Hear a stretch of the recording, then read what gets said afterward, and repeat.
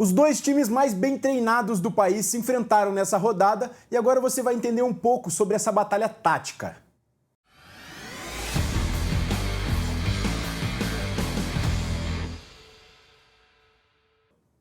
Eu sou o William Borges, esse é o Visão para Jogo e hoje falaremos um pouco sobre Palmeiras e Flamengo, um duelo muito tático, até um pouco menos vistoso, mas muito tático, com grandes treinadores. Eu tô aqui com o Vincenzo Daricani, sabe tudo desse jogo, analisou da maneira mais correta possível, um jogo que foi uma batalha tática, né, com dois tempos distintos. Foi uma batalha de xadrez, Vincenzo?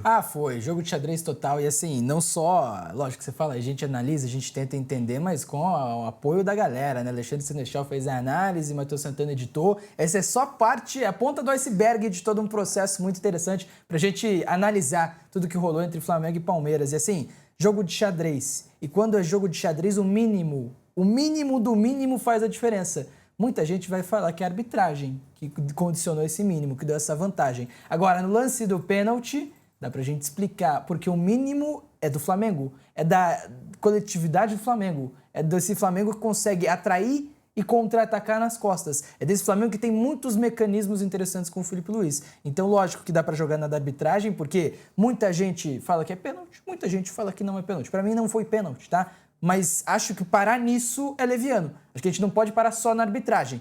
Então, o mínimo que fez a diferença nesse jogo foi uma atuação muito coletiva e muito interessante desse Flamengo, que é muito bem treinado. Até porque a gente não tá para discutir a arbitragem em si, Exatamente. e entender os detalhes dos lances, que inclusive vai ser a situação já adiantando, né, que nem Sim. você já falou, vai ser a situação do pênalti, que tem várias nuances desde o início da jogada. E o Flamengo demorou para conseguir vencer essa pressão do Palmeiras. Demorou demais para conseguir ganhar dessa marcação-pressão do Palmeiras e chegar em condição de sofrer um pênalti, de gerar uma finalização. Vamos começar a entender como foi essa partida. Mas antes de tudo, vamos pedir, pessoal que tá acompanhando o nosso vídeo, deixa seu like, curta, compartilha com os amigos, isso ajuda muito o nosso trabalho. Também tem a opção Hypar, que também ajuda. Então, se puder fazer esse favor, a gente agradece. Agora vamos pro vídeo. Vamos nessa. O Palmeiras pressionando. Até para voltar um pouquinho para você pegar o lance completo. Palmeiras pressionando, né? E encaixado. Aqui, neste momento, o Estevão no 50-50 entre o Rossi e o Léo Ortiz. Léo Pereira por ali, né? E aqui, a aproximação do Vitor Roque. O Palmeiras encaixando jogadores. Então, um marca um. Nessa posição, marca dois. Não tem opção de passe claro, não tem uma jogada tão fácil de ser feita. O Palmeiras, atrás do Bragantino, é o time que melhor pressiona no futebol brasileiro nesse momento. De novo, um marca um, cada um no seu, e o Palmeiras vai anulando essa saída do Flamengo. Lógico, é difícil fazer isso. Por que é difícil? Porque normalmente os times têm superioridade numérica na construção. A superioridade numérica está aqui. É o goleiro, né? E repara aqui no Léo Ortiz, desse lado esquerdo da jogada. O Palmeiras tá todo para lá. O Palmeiras está condicionado, está virado, todos os jogadores estão orientados para o lado direito da jogada. Por quê? Porque se você se aproxima da bola, não dá para fazer a virada. Se você se aproxima da bola, você constrange um lançamento ou essa virada. E aí o Flamengo ficava encurralado no primeiro tempo. E daí tinha que forçar a bola, né? Tinha que acabar e no caso forçando. do jogo de ontem, não tinha ainda um pivô sustentação, né? Para segurar a bola. Era mais uma bola longa. Exatamente. E ela batia e voltava. Exatamente. Como foi o Nesse caso desse caso, lance? o Pereira dá um bagulho, o Bruno Henrique não consegue sustentar. Aqui o Lucas Evangelista, nessa função, por que é interessante? De novo, 50-50. O meio termo, né? Exatamente, ele fica na metade entre o Gerson e o Everton Araújo. Ele fica na metade entre esses jogadores para não fazer com que nenhum dos dois esteja livre. Os dois, de fato, não estão marcados individualmente, mas os dois estão livres, não estão livres na jogada. Por quê? Porque tem o Lucas Evangelista. Se a bola vier para o lado esquerdo dele, ele vai aproximar. Se vier para a direita, ele aproxima também.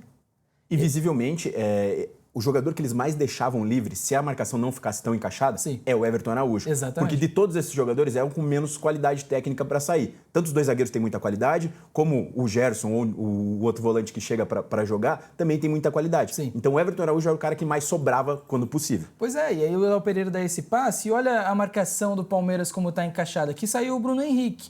Gustavo Gomes acompanhou ele até o final. Por quê? E aí, um abraço, inclusive, para o Matheus Santana, que estava discutindo isso com a gente antes de gravar esse vídeo. Porque o Gustavo Gomes é o jogador orientado a caçar. E o Murilo é o zagueiro orientado a ficar. Discutiremos mais sobre Discutiremos, isso. chegaremos lá. Mas o Giai também é um cara que tem a característica de caçar, de sair atrás do atacante. De novo, vou citar e já citei aqui. O que ele fez com o Bruno Tabata no confronto contra o Internacional que o Palmeiras ganha no Beira-Rio, espetacular o que o Giai faz. Anula o Tabata. O Gomes também tem essa capacidade, apesar de menos móvel, consegue anular adversários. E lógico, toda vez que um desses 3 jogadores do trio de meio do Flamengo, e não do trio de meio campo, mas do trio do ataque que está no meio. Por quê? O Flamengo tem 2 pontas, 2 meias e um centroavante.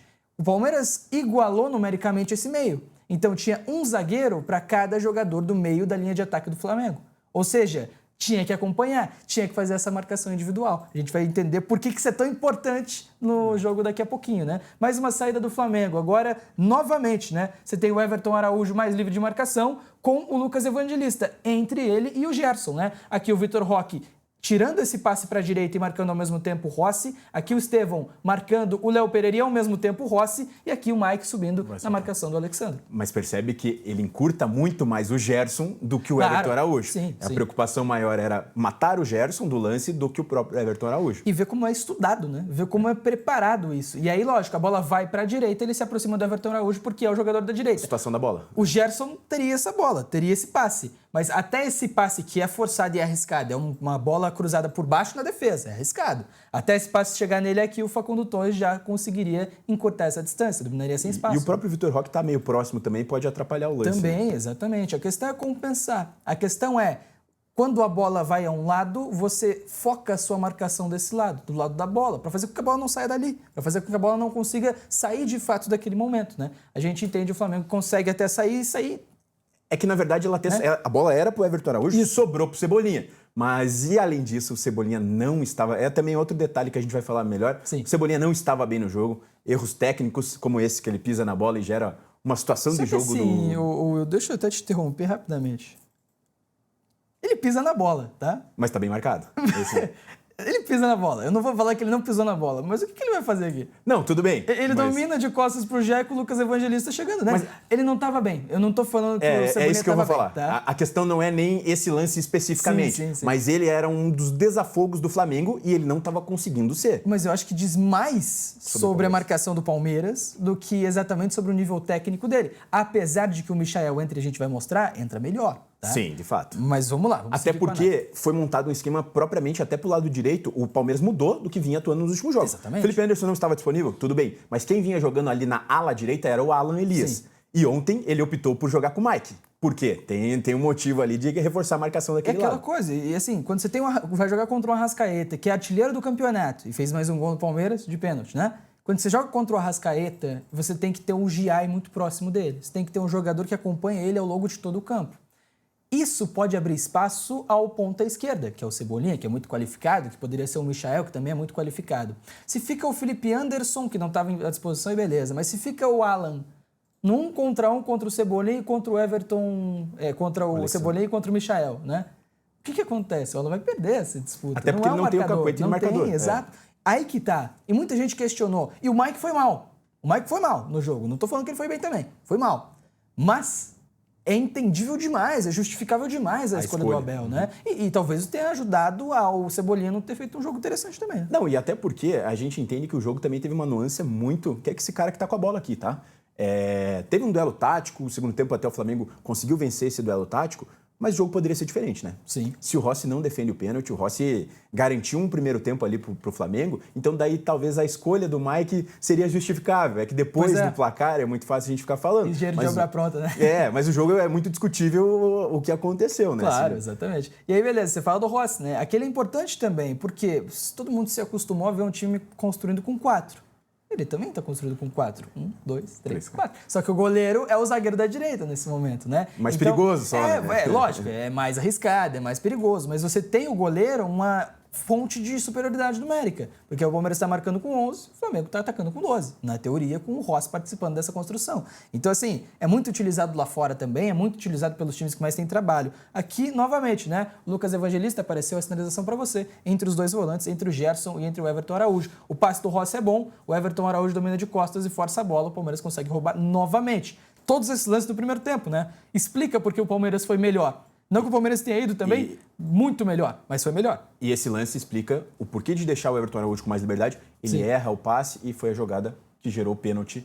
Como a gente falou, até me adiantei aqui, que gerou o pênalti pro Palmeiras, que poderia ter dado outra dinâmica pro jogo. Outra coisa, exatamente. Aí o Flamengo, mais uma vez, tentando sair. O Estevão fechando o passe por aqui, o Rossi precisando dar o bago, precisando lançar, precisando jogar longo. no pé do Murilo. O Palmeiras manteve a posse da bola mais uma vez. Agora o Gerson com o Everton Araújo. E aí a gente cita que o Everton Araújo estava sendo marcado com menos afinco, vamos colocar dessa maneira, do que o Gerson, né? Por quê? 3 janelas de passe, lógico, nenhum deles é uma jogada excepcional, porque os jogadores estão marcados, tirando aqui o Arrascaeta que está mais livre, né? Na verdade, até nesse lance, acho que é o Arrascaeta... Não, é o Arrascaeta por aqui, que ele é o Cebolinha, e né? aqui é o Luiz Araújo. Isso, o Luiz Araújo, exatamente. Então ele tinha 3 janelas de passe, ele poderia ter feito uma jogada melhor, mas aí faltou, e aí também dá para entender, né? Eu acho que faltou confiança, acho. Dá para ver que o Gerson faz o sinal, calma, né? Aí você imagina você, um menino, né? Um jogador o menos qualificado desse time do Flamengo. O Gerson do seu lado pede calma, você dá bola no Gerson. Se for pra perder, que perca você, né? Então. Mas assim, a questão é que ele tinha o passe e ele não deu. Ele faltou qualidade, faltou confiança, faltou pro Everton Araújo até porque passe. a característica principal dele é a marcação. Exato. Né? O objetivo da escalação dele ali é reforçar a marcação, é um volante mais mordedor. Sim, então, muito sim. por isso. E aí ele dá a bola no Gerson e a jogada acaba até não acontecendo da melhor maneira. O Flamengo perde fluidez, né? Aí há o lançamento do Alexandre, o Bruno Henrique até vai conseguir salvar a jogada, vai ganhar do Gomes e vai partir para cima e conseguir dar o drible e ser parado com falta, né? Mesmo assim, é um Flamengo que sofreu com a pressão palmeirense, sofreu também em não ter o De La Cruz. A gente comentava aqui no Fominhas também, toda segunda e quinta-feira às 4 horas da tarde, pré-jogo, né?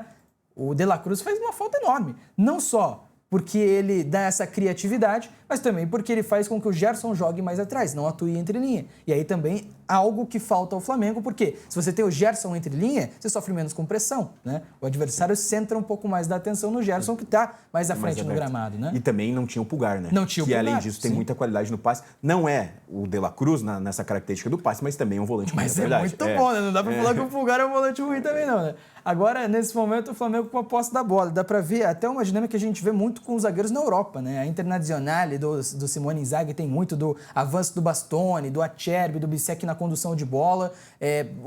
O Manchester City com o Gvardiol também é um cara que tem muito a condução de bola. E se o seu zagueiro tem qualidade suficiente para fazer isso, gera vantagem.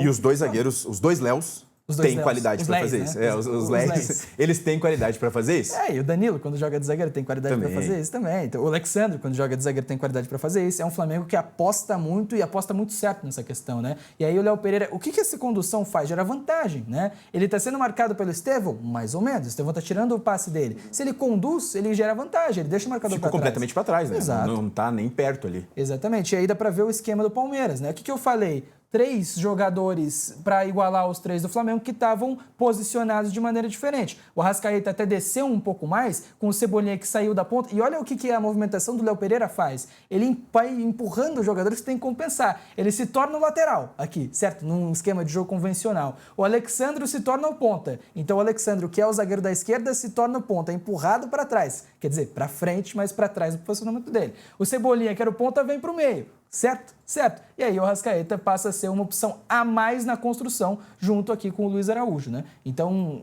ainda assim, o esquema do Flamengo está no 3-2-5, né? Mas nesse momento, com o Léo Pereira como o zagueiro da esquerda, o Alexandre como ponta esquerda e o Everton Cebolinha como esse interno da esquerda. E o detalhe é que daí a defesa do Palmeiras também muda para conseguir equiparar isso e formam 5-3-2. Exatamente. Né? Essa linha de 5 que é importante para tentar segurar o avanço, por exemplo, o Alexandre que estava extremamente espetado nesse lance. O esquema para igualar numericamente no ataque do Flamengo faz uma linha com 5 na frente, que tem sido utilizado desde a partida contra o Corinthians. O clássico que o Palmeiras, o derby que o Palmeiras ganha, né? Com o Facundo Torres sendo esse cara do meio campo pela esquerda para fechar essa segunda linha de marcação, o Emi Martinez e aqui o Lucas Evangelista, que é um cara a mais nessa questão, né? O que é bem interessante. Anteriormente vinha sendo o Rios, agora o Lucas Evangelista, né? Nesse lance, o Léo Pereira dá o passe no fundo pro Alexandre, que tá marcado. O Palmeiras tem um sistema bem montado de marcação por ali. A bola retorna ao Everton Araújo e aí ele encontra o passe com o Luiz Araújo. O Flamengo roda essa bola, mas de fato... Aqui o Arrascaeta, né? Entre os zagueiros, mas de fato não vai dar em nada nesse Foi uma das poucas jogadas que o Flamengo conseguiu trocar passe mais avançado no primeiro tempo. Então a gente veja que o lance até pela vantagem que gera o Léo Pereira, né? Isso. Pela vantagem que o Léo Pereira gera. Muito bem, seguimos com a análise mais uma vez. Agora a gente, para entender o segundo tempo e a entrada do Michael na vaga do Everton Cebolinha. Lógico que o Everton Cebolinha estava bem marcado, mas um jogador, como a gente viu agora, individualmente bem, como o caso do Léo Pereira, gera vantagem também, né? O Michael, individualmente, melhor que o Everton Cebolinha, não no geral, mas de momento, ele consegue partir para cima do Giai e gerar uma vantagem. Ele passa pela marcação, ele encontra o passe no Arrascaeta nesse momento e consegue gerar uma jogada de transição, uma jogada de ataque, uma jogada em que o Flamengo consegue avançar e escapar da pressão do time do Palmeiras, né? Até aqui o Arrascaeta vai separado com falta pelo M. Martínez, né? Mais uma vez o Flamengo. E esse lance é o lance do pênalti. Preponderante para a situação. O que a gente lembrou? Deixa eu dar o pressuposto, deixa eu dar o cenário. O que a gente lembrou anteriormente? O Murilo é o cara que fica, o Giai acompanha o marcador da direita e o Gomes acompanha o marcador da esquerda. Estamos combinados? Depois a gente conversa. A gente vai conversar sobre isso, tá? Mas falando dessa parte ofensiva, exato. A gente focou muito na questão do Palmeiras ter uma marcação-pressão no primeiro tempo e que, de fato, adiantou muito, que forçou o Flamengo ao erro. Nesse caso, o Palmeiras não encaixou da maneira mais certa essa marcação, você vai até explicar melhor agora. Claro. Sim. E isso gerou uma situação que abriu um pouco o campo para o Flamengo. O Flamengo adora atrair o adversário, fazer com que o adversário levante as suas linhas para atacar na paralela, com essa bola no fundo, e aí sim gerar espaço. Quando você atrai o adversário, você pode atacar as costas. Tem time que faz isso e ataca longo, no caso do Palmeiras. Tem time que faz isso e tem arma e qualidade suficiente para atacar curto, como o Flamengo. Aqui, mais uma vez, o Palmeiras sobe a marcação, só que repara. Aqui é Maurício, aqui é o Paulinho e aqui é o Flaco Lopes, certo? Sim. Primeiro tempo tinha Estevão, Vitor Roque e aí Facundo Torres, Evangelista, fazendo essa marcação acima. O Facundo Torres até estava em campo, mas já tinha mudado o cenário. Exato, mas não exatamente nessa função. O Estevão também estava em campo, mas se tornou o ala direita, né? Então, assim, outros jogadores com menos minutagem, jogadores menos na rotação, o caso do Paulinho, por exemplo, é diferente. Marcação, pressão, não só te pede muito do físico, mas pede muito da reflexão, do raciocínio, do cognitivo, como gosta de falar Felipe Dalck, do jogador. E quando o jogador não está tão entrosado, quando o jogador não está tão dentro da rotação, da minutagem, do jogo, aí é um pouquinho mais difícil de marcar, é um pouquinho mais difícil de se encontrar aí. O Flamengo tem a bola, aqui o Everton Araújo mais livre de marcação, o Rossi até não dá o passe, ele abre um pouco essa jogada. Duas opções de passe, o Palmeiras não tão encaixado assim na pressão. O passe na paralela é perfeito, o que eu falei do zagueiro que sai, né?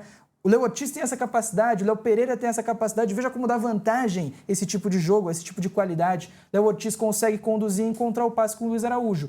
Repara onde está o espaço que ele tem primeiro e repara o que o Gustavo Gomes, que ainda não está no frame, vai fazer, tá? O Gustavo Gomes está aqui. Quem sai? O Luiz Araújo corta, o Murilo fica no Bruno Henrique plantado, porque é a função que lhe foi dada, o Giai está acompanhando o Arrascaeta muito próximo e o Luiz Araújo não tá com ninguém ainda. Na verdade, tá com alguém. É que ele driblou o primeiro, mas ele passou pela marcação. Uhum. Para compensar, o Gustavo Gomes salta. Aí você pode questionar. Pô, o Gustavo Gomes é um jogador que não deveria saltar. O Gustavo Gomes não deveria ter feito essa movimentação na jogada. Eu entendo isso. Mas eu acho também que é uma orientação. Eu acho também que é algo pedido pela comissão técnica do Palmeiras. Só um adendo, volta um pouquinho. O que a gente divergiu, só para mostrar o que a gente divergiu no início. Em teoria, pode soltar um pouquinho mais. Vamos lá. Até apareceu o Gomes. Em teoria, aí, ó. O Gustavo Gomes estava marcando o Bruno Henrique. Exatamente. E o Murilo estava sobrando. E o Murilo joga mais pelo lado esquerdo da defesa, que é o lugar em que joga o Luiz Araújo. Então, no campo da esquerda, não tinha ninguém. Então, a partir do momento que o Luiz Araújo consegue driblar esse jogador, na minha concepção, quem deveria saltar é o Murilo. Pois é. Aí que nem você explica que talvez seja orientado que o Gustavo Gomes deve saltar, que daí a gente vai ver mais pra frente o que aconteceu, né? Exatamente, a gente vai entender exatamente o que acontece. Mas assim, é uma discordância natural, porque de fato o Gustavo Gomes não me parece o jogador mais propenso a saltar, mas eu acho que ele não faria essa movimentação se não fosse treinado. Porque assim, não dá para imaginar que o Gustavo Gomes, como jogador de elite que ele é, como capitão da seleção paraguaia, há tanto tempo no Palmeiras, considerado o melhor zagueiro do futebol brasileiro por temporadas consecutivas, há 4, 5 anos com o mesmo treinador. Não dá para imaginar que ele vai tomar esse gesto técnico, essa decisão, sem estar combinado, sem ser um pedido da comissão técnica, né? Enfim, ele salta, o Murilo fica, mas olha o espaço que vai ficar, e aí até a inversão, o Giai fica pela direita no Bruno Henrique e o Murilo, na teoria, na marcação. Na teoria eu falo porque ele não tá próximo, né? Mas na marcação do Arrascaeta enquanto o Gomes salta. Olha o espaço. E o Gomes continua, né? Ele salta, ele até ultrapassa vários jogadores do Palmeiras. E o Luiz Araújo vai muito bem, consegue sustentar bem a marcação, consegue passar pelo Gomes, que foi ineficaz nessa jogada. Mas olha, você viu o espaço, e olha o espaço que o Arrascaeta tem contra o Murilo. E aí, de novo, aqui ia dar até para ver um Flamengo no 3 contra 3. E até o Emi Martínez que está fechando, fazendo essa compensação, porque o Gomes saltou. Isso, porque daí o Giai centralizou e o Emi Martínez veio marcar na direita aqui. Exatamente. E aí o Arrascaeta, num contra um contra o Murilo, um jogador mais lento, dá o tapa no fundo, é derrubado. Não estamos discutindo. Não há discussão de arbitragem aqui, tá? Isso. Não há discussão de arbitragem, mas Gerou a situação do eu pênalti. não achei pênalti, não sei o que você Também não acha. achei, Você também também é livre para pensar o que quiser. A questão é, o mínimo resolveu o jogo. O que é o mínimo? É a arbitragem? É a decisão do árbitro? Não. Porque decisões ao longo do lance e trabalhos táticos e escolhas técnicas e muito do que as comissões trabalham ao longo da semana, tudo isso gerou o lance do pênalti. Esses 3 segundos, que é o tapa do Arrascaeta no fundo e o Murilo esticando o braço, esses 3 segundos foram gerados por um mundo de decisões. Então, tem a decisão aqui no começo da jogada, Exato. no início, começa com o Rossi, vai pro Danilo, que encontra o passe a capacidade no do Léo Ortiz de conduzir a bola, o Luiz Araújo bem para fazer esse retorno, fazer esse balão, a intenção do Gomes em saltar e o Murilo ficar, é um mundo de acontecimentos. Isso. Então não dá pra gente reduzir tudo que acontece no futebol à arbitragem.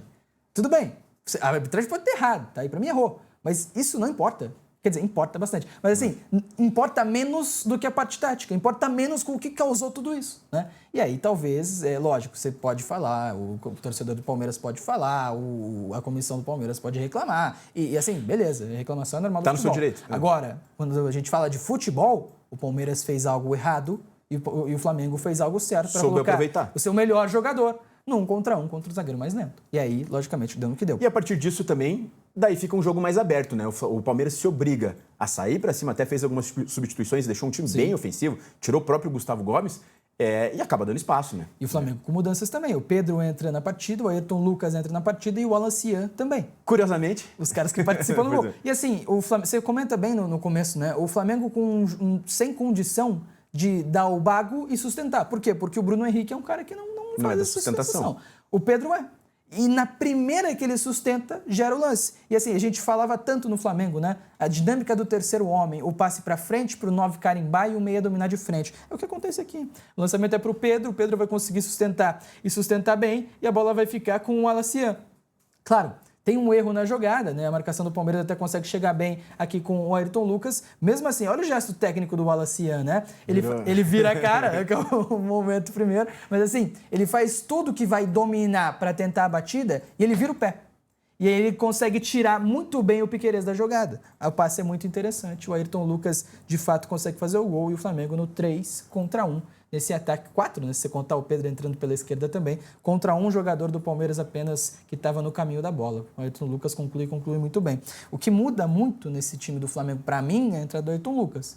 Porque é uma flecha, porque é um jogador que assusta em transição. A entrada do Pedro é excelente, o melhor jogador da jogada é o Alan Cian, que toma certas decisões ali, mas o Ayrton Lucas, para mim, muda um pouco a dinâmica do Flamengo, que tem o escape a partir desse momento com o Ayrton Lucas. A diferença dele pro Alexandre nessa questão mais ofensiva é grande. Sim. O Alexandre é até um lateral mais posicional, que ajuda muito na marcação, mas para esse tipo de jogo que você já tinha o Danilo mais pelo lado direito, talvez você tenha esse escape com o Ayrton Lucas, pode liberar. E daí também, a gente pega uma defesa mais desarrumada do Palmeiras, final de jogo, e esse Alan Cian é um jogador que, inclusive, está no nosse radar aqui para fazer análise. Hein? Se ele tiver mais minutagem, a gente com certeza vai fazer um vídeo dele, porque como o Flamengo tem um elenco muito qualificado, a gente acaba não tendo muito o que fazer sobre ele, porque não tem muitos minutos. Mas é um jogador para ficar de olho, muito bom jogador. É muito bom jogador. Esse Flamengo tem um momento jovem no elenco, uma base jovem no elenco muito interessante. Tem o Alan Cian, tem o Lohan, tem o Joshua que fez gol. Cara, você tem alguns jogadores, Matheus Gonçalves que também não tem minutagem, alguns jogadores que pela força do elenco do Flamengo não tem tantos minutos, mas tem muita qualidade, podem agregar demais entrando no segundo tempo e algumas oportunidades, né? Esse jogo não faz do Palmeiras o pior time do mundo, tá? Longe disso. Longe disso. Esse jogo não faz do Flamengo o melhor time do mundo. Mas esse jogo coloca o Flamengo mais próximo do Palmeiras na liderança do Campeonato Brasileiro. Se perdesse, seriam 7 pontos. Exatamente. Antes do Mundial, né? Então, assim, é uma situação que é excelente para o Flamengo. Foi um jogo absolutamente competitivo. Não por isso, por ter sido mais competitivo do que vistoso. Foi um jogo ruim, não foi ruim, nem perto disso. Foi um jogo taticamente muito interessante, foi um jogo de xadrez entre os treinadores. O mínimo resolve. O mínimo resolveu, que é a capacidade do Flamengo em atrair a marcação, sair jogando bem, conseguir colocar seus melhores jogadores num contra um em vantagem contra o defensor. O mínimo não é arbitragem. Além do mínimo, Rossi também, né? O Rossi foi excelente que também. Foi batido o martelo sobre essa batalha de xadrez. Só destacar outro ponto, tá? Me impressionou a falta de qualidade do Palmeiras na conclusão da jogada. Seja no cruzamento, seja no último passe, seja na finalização da jogada. Acho que o Palmeiras tem mais qualidade do que isso, tem mais qualidade do que mostrou. Não sei de fato o porquê, né? Não consigo pensar nesse momento uma justificativa. Talvez um Flamengo também bem postado defensivamente, talvez um Flamengo que pressiona e pressiona muito bem também e tenha condicionado alguma construção que se começa ruim, não termina tão bem também normalmente, né? Mesmo assim, acho que o Palmeiras poderia ter aproveitado um pouco mais da chance que teve, principalmente no final. Flaco teve chance, Paulinho teve chance, enfim, o Palmeiras aproveitou muito pouco do que criou. Faltou qualidade para concluir a jogada, mas é aquela coisa, o Flamengo também é um time muito interessante defensivamente. Foi um jogaço de bola. Não, 2 baita times, 2 baita elencos e a gente esperava até um jogo muito disputado, muito competitivo. É isso? É isso. Beleza. Lembrando que esse vídeo é um oferecimento da Prometrics, Centro de Inteligência do Futebol. E mais uma vez eu peço para você que está nos assistindo, comente, curte, compartilha com os amigos. E também se tiver alguma sugestão, algum vídeo de algum jogador específico, alguma análise que você queira que a gente faça, comenta aqui que a gente vai atrás. É isso, até o próximo vídeo.